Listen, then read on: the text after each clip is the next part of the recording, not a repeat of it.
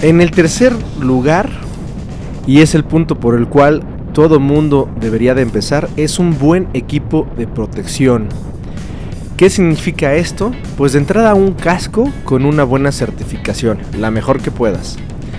Unos guantes, una chamarra con protecciones, y si vas a tomar carretera, yo también te recomendaría un pantalón también con protecciones en rodillas y cadera y unas buenas botas. Y aunque a veces uno diga, voy aquí muy cerquita, ¿para qué me pongo un casco? ¿Para qué me pongo la chamarra? A veces pasan esas situaciones y un buen equipo se agradece demasiado cuando estas emergencias se presentan. Así que no escatimes en este punto. Aparte, ya